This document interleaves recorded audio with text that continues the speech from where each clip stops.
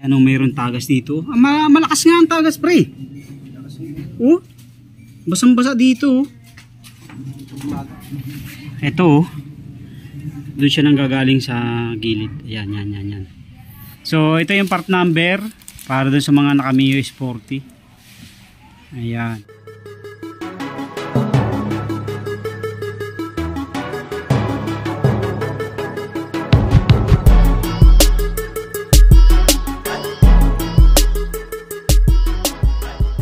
Yoho, what's up mga kaduwit? Ayan, welcome back dito sa ating YouTube channel at meron tayong maagang customer.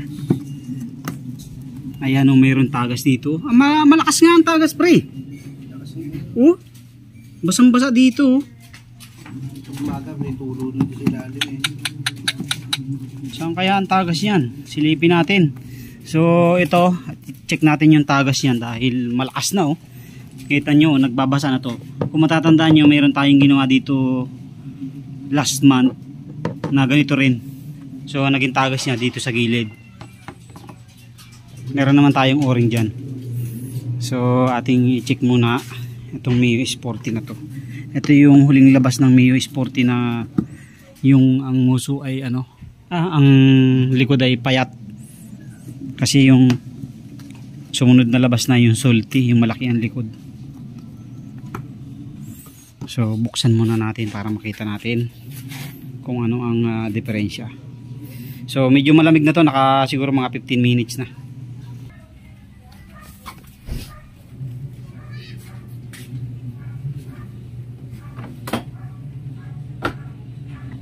Binuksan mo na ba ito? Hindi pa. Simula nung tumulo yan. Hindi mo sinilip dito. Nilinis ko lang eh. Pero saan nagagaling? Dito. Ang lakas! Dito. Yun nga. Nagilid nga. So yan na mga kaduit.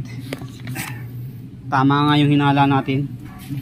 Ito doon siya nang gagaling sa gilid. Yan. Dito tuyo.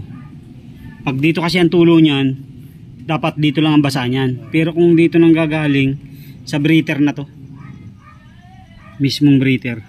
So kailangan baklasin natin tong tornilyo rito. Ito, tapos dudukutin lang natin yung engine cover para matanggal natin yung takip. Breather yan, sa breather o-ring. So nangyayari talaga yan dahil malakas ang pressure ng hangin dyan sa area na yan. So babaklasin muna natin. So ito na, nabuksan na natin.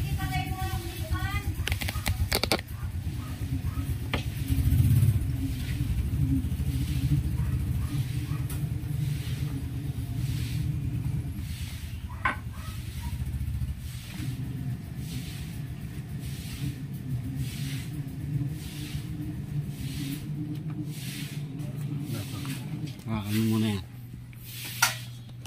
So dudukutin lang natin para hindi na tayo magbaklas ng marami. So ito na mga kado, ito dudukutin lang natin to dito.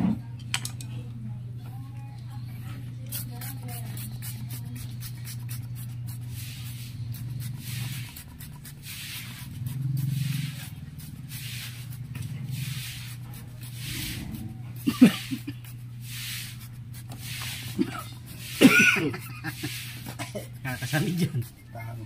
Parang yung sa Taiso, ayos din yun. Nabuhid lang dun eh. Degrazer.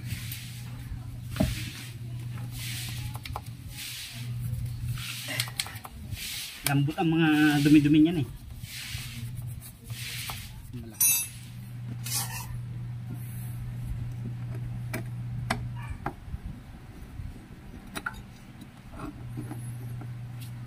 Buksan natin dito mga kadawit. Yan. Pwede na nating mailabas yan dyan. Tapos to. Tumigas na.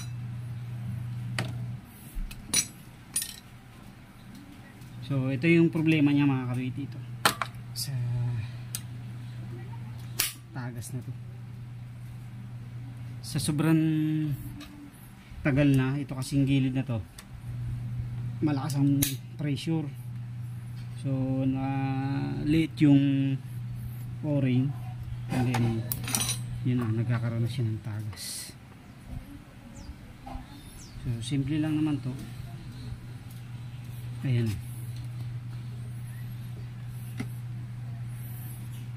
Ayan, wala na. Malalim na siya, hindi na halos makapa mga kadoy yung o-ring. Kaya ganyan.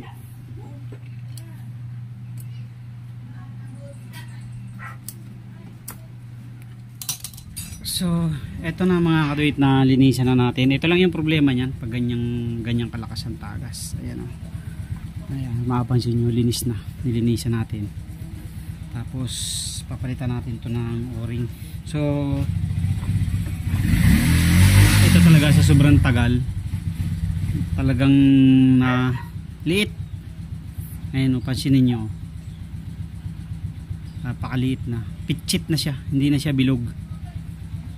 So ang ipapalit natin original pa rin, kasi pagka ang pinalit nyo dyan ay ordinary, wala, sayang lang ang pagod nyo. Pag init nun, mga ilang araw lang tagas na ulit. Nasubukan ko na kasi yung ganun eh. Bumili ako nung ordinary lang sa Mio ko dati, mga ilang araw lang mayroon ulit. So kaya kung bibili kayo ng o-ring dito, yung talagang genuine yan. Medyo may presyo nga lang pero talagang matibay. So tingnan nyo yung diferensya niya oh. Manipis na siya oh. Lumiit na sa sobrang tagal. So ito lang, lalagay nyo lang ulit yan dito. Ayan. Tapos balik nyo itong breather sa ibabaw, baka mabaliktad ng lagay yung butas sa ibabaw. Balik natin. So pwede naman siyang dukutin dito, iluwagan nyo lang yung tornilyo sa ilalim. So para hindi siya maganit, lagyan nyo konting grasa.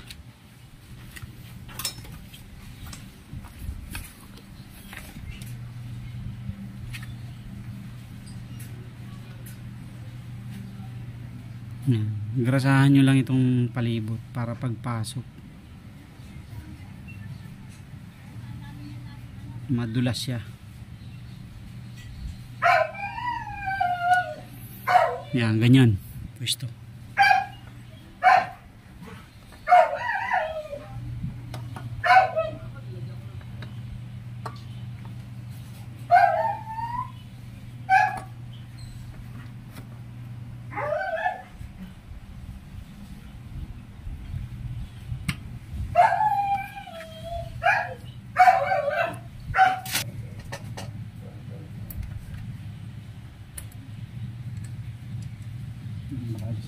May tubig eh.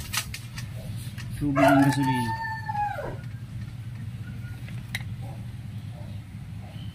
Pag ganyan, tubig gasolina pag ganyan.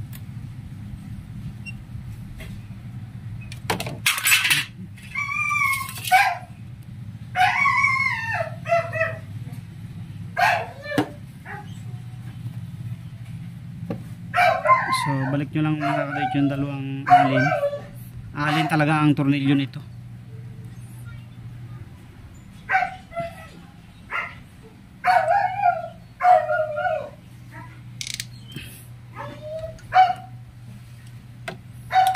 Tapos yung isa sa ilalim,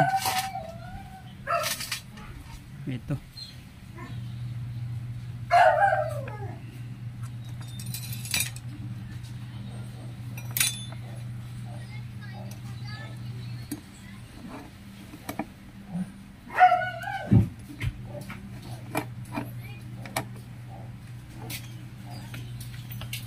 Okay.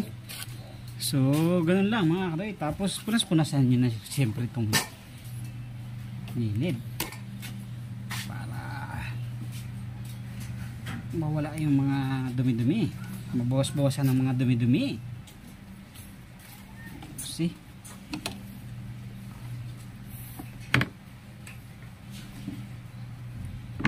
So, silipin natin kung may tagas pa ba.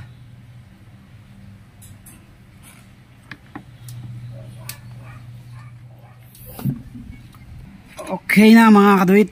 Ayan na, nabalik na natin yung hose. Matigas na yung hose eh. So pinutulan natin ng konti. Nakapasok naman siya sa unang groove, kaya hindi na yan tatagas. Testing nga pre, paandarin mo nga saglit. So nalinisan na rin natin yan. Malinis na. So dati dito mga kaduit, tagas talaga yan dyan. Okay, rib nga, rib.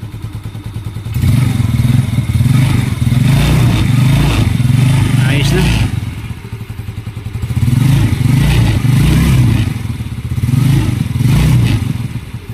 Ayos na mga kadit. Okay, patay. Yun lang mga kadit, kung malakas ang tagas dyan, o ganyan din yung problema ng inyong motor na malakas ang tagas sa gilid, talagang bumabaha na halos yung langis dyan. So hindi dito ang tagas nun, kasi dito basa-basa lang talaga ang tagas dito pag dito. So ang tagas niya talaga dito sa breather side. So ganun lang, magpalit lang kayo ng o-ring. Nasaan yung plastic dito? Ayan, yung plastic. So ito yung part number para dun sa mga naka Mio Sporty. Ayan. So yan yung part number. Ito yung itsura niya. Ito.